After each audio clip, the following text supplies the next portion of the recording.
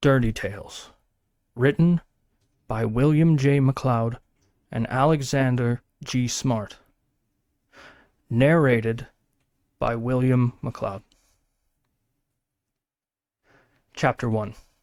It Came Out of the Sky. A sharp yet pale blue light bathed the sky, accompanied by a lone ring of gold. It were as if this sky knew not of clouds. Insects emerged from every corner and crevice of the sweeping forest. The scent of sweet cane and honeycomb attracted the wildlife to feast. Large calloused paws clutch at the sweet vegetation. The birds of prey scour the land below as they search for breakfast. Countless times they have flown this course, but today their shadows would pass over something they never had before, or ever will again. Two young men who lay peacefully within a grove. Perhaps it was the breeze, or even the gentle caress of the sun, but something jarred one awake. Swift was the young man's name. He looked around and realized that he was in a clearing. In front of him, nothing but trees as far as his eyes could see. Behind him, much of the same. Turning to his right lay his best friend, Ben. To his left, more trees. Swift rose to his feet, brushed off the loose grass from his jeans, and shook out his maiden shirt. He decided that a short walk, a stretch of the legs, and a breaking of the seal would be in order. After a few minutes, he returned to where Ben lay, while rubbing and clearing the grog from his eyes. At first, he slightly shuddered at the thought of waking his friend from slumber, but realized it must be done. His mouth was incessantly dry, and he didn't know where they were. A gentle shake of the shoulder was Swift's first attempt. The body groaned and cursed. Fuck! Fuck off! He grumbled, rolling back over to sleep. Swift stood promptly, reached in his pockets, and pulled out a joint, soon discovering his lighter was missing from its usual spot, nor was it in any of his other pockets. Yet another reason to wake Ben, Swift thought. This time, he would take a slightly different approach. A sharp kick to the ribs was administered, and it was the perfect wake-up call. Dude, what the fuck? Seriously? That seemed to do the trick. Fuck! My head is killing me. He clutched his ribs as well as his forehead. What's your fucking problem, you dickhead? Swift squatted down and gifted him the joint. Ben propped himself up on his forearm. He quickly calmed down as he lit and took a pull. Where are we? Expressed Ben after a time. I think we're in a forest, bro. How do you reckon? Ben rubs his eyes. Trees. Swift replied, as he snatched his lighter back and gestures broadly at their surroundings. Ben rose to his feet slowly and rather ungracefully. He took another quick, sharp inhale before passing the joint. Promptly, he searched his pockets and found a half-pack of darts. We left our phones at my place, didn't we? Ben winced. Swift nodded. Fuck. They paused to collect their thoughts. The branches swayed softly, but the leaves seemed to rustle quite aggressively, as if arguing amongst themselves. Swift closed his eyes and listened for the sounds of civilized life. If he could just hear a stream or passing car, something of the sort, then at least they would have something to go on. They must have been pretty deep in the forest, however, or even a train's horn would have been drowned out by the innumerable sounds around them, and muffled completely by the dense foliage. They were lost, no doubt about it. With each passing moment, the area felt less and less like home, and they were becoming more and more concerned. Swift's eyes opened and regained focus on Ben, whom was now hunched over and pale. Beads of sweat rolled down his nose. You good, man?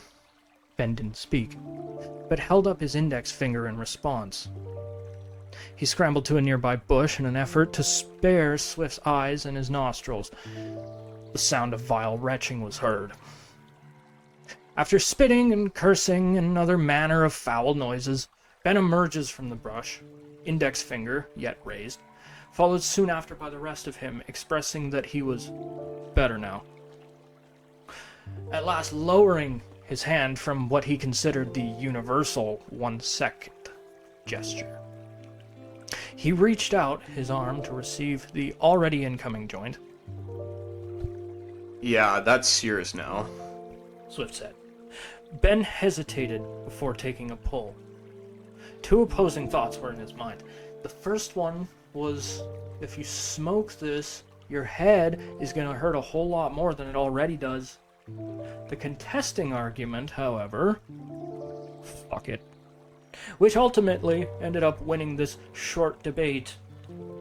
Ben painfully finished the joint in one massive, burning pull that left a greasy brown smudge upon his fingertips. He tossed the remains with little regard.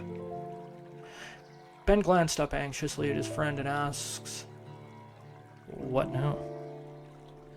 As he pulled out a cigarette and propped it in his mouth. "We don't live within 100 miles of any forest. Did we get fucking kidnapped? Man, the more I think about this is fucked. What actually happened to us last night? I don't fucking know, man. The last thing I remember was the 7th encore, and that was it. I didn't fucking remember that much." Ben lights his smoke.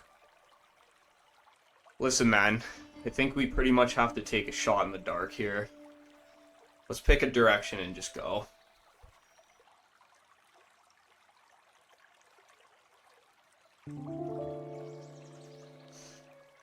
After this, a breeze picked up and carried what was left of the stagnant cloud of cigarette and marijuana smoke.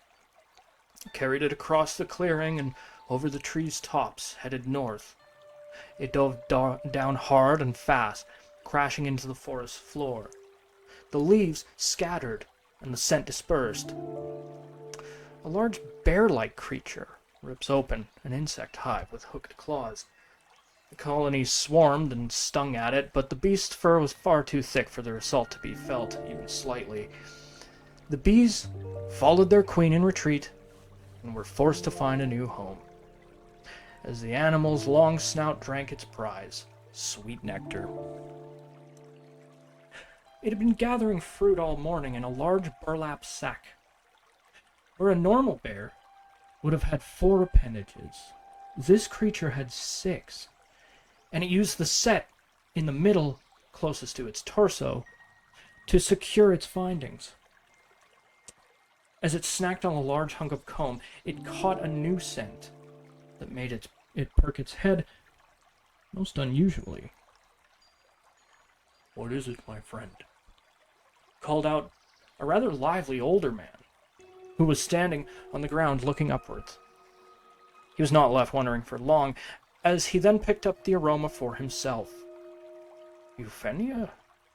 Not possible." The creature scaled back down the tree with crushing agility. Honey slathered on its chops. The beast then shook out its fur, sniffed the air. After a moment, it started to lead the old man cautiously to the edge of the tree line, to the source of this smell. The old man and his faithful companion scanned the clearing for only a brief moment before catching sight of the 2 strange beings. For a time, they stood unrevealed and observed. The strangers wore bizarre outfits and gestured to one another. It looked as though they may have been arguing, and over what he certainly could not say. One of them nods his head up towards the ring in the sky, and the other takes heed of it as well. Pointing in one direction, and then the other, they were plainly lost. He hearkened their body language for only a moment longer. That which was being debated was fast approaching a conclusion. One of the strangers eventually folded, and finally they set off in a seemingly random direction. It was in this moment that the man took his action. He then reaches over, laying a hand on the head of his pet. He meant for it to stay here, which it did. Clutching his ancient wooden staff, he begins to advance. Ben was the one who seemed to take lead as they carried forth. Swift looked at the path before him, where the clearing transferred to forest.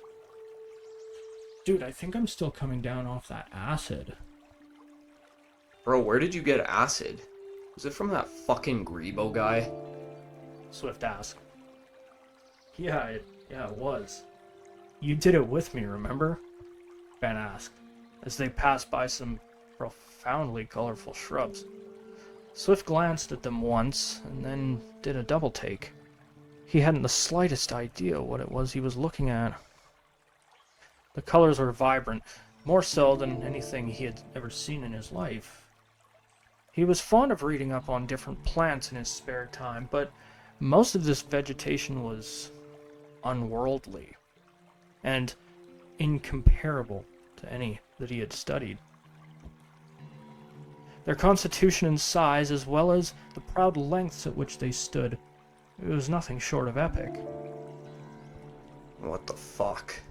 Swift tried to remain composed, but panic was grasping firmly. With each thing he failed to comprehend, his gut was twisting ever more into a sickening knot. Why did he feel so distant, so far away? His worry and doubt came to a sudden halt as his world turned for black with a loud and sharp crack. Having been struck over the head with something large and blunt, Swift's unconscious body falls to the grass, landing in a thud. Ben spun around. A man was stood before him, at least 70 years of age. He must have been. Deep, sharp lines etched his face. His piercing green eyes stared deep into Ben's soul, and they would not let go of it. He was standing over Swift's unconscious body, with a staff in hand. Ben noticed that, though he was frail, he must have been 10 feet tall. Not for even a moment did Ben think of backing down, however. He looked at his friend laying in the grass and called up with all the sternness and intimidation that his quavering voice could muster. "What the fuck are you doing, you fuckwit?" His head throbbing without mercy. "I should beat your ass into the ground, you crusty old cunt!" He knew it was a farce, for he had nothing left in his gas tank, and he was afraid. Yet his fists were raised high, as if he had ever any fighting experience beyond scrapping his friends during lunch in the elementary schoolyard. The old man started at him, and surprisingly enough, had greater speed than Ben wished to anticipate. He threw a straight punch with all his might, but it was slipped with ease and fell quite shy. The staff smashes Ben in the leg. He falls off balance, but regained it and attempts a sluggish takedown, which was also stopped. The old man sharply thrust the staff against his ribs. Coughing and spitting, Ben drops to one knee as the air is forced from his lungs with a cartoonish gasp. The old man steps over him and raises the staff once more. "You really are a crusty old cunt." The staff came down hard and rang his head like a gong. All went black, but in the midst, Ben lost sight of his panic and his fear. For why this was, he did not know, nor did he care. His mind paints a spectacled dream, an ocean vaster than the layers of time and wider than the infinite desolation of space. It grew and pulsated with anger and passion. It split down the center, and its division would lead to its inevitable dissipation, It would steam and smoke and evaporate before making itself known in a small point in the earth, and was born anew. He observes this cycle again, and on the third time he perceived that it was not a body of water at all, but a vast forest. No. Wait. It was now an endlessly deep opening in the earth, a great mine. No, that's not it either. It was a cloud, or a planet, or a star, or a city, or perhaps just the ruler of said city. He was chasing visions now, like a cat cornering a mouse, but every time he got closer to grasping what it was that he saw, it ebbed and was replaced by another vision. The dream floated further and further until it was nothing but fog and frustration, and then his mind conceded that it was, for the time being, beyond his comprehension. His brain chose now to feed him something more palatable, and decided on a dream which involved Yanni maining Luigi in his favorite game, Smorsh Boar's Beatdown. That was the last thing that Ben could possibly fathom.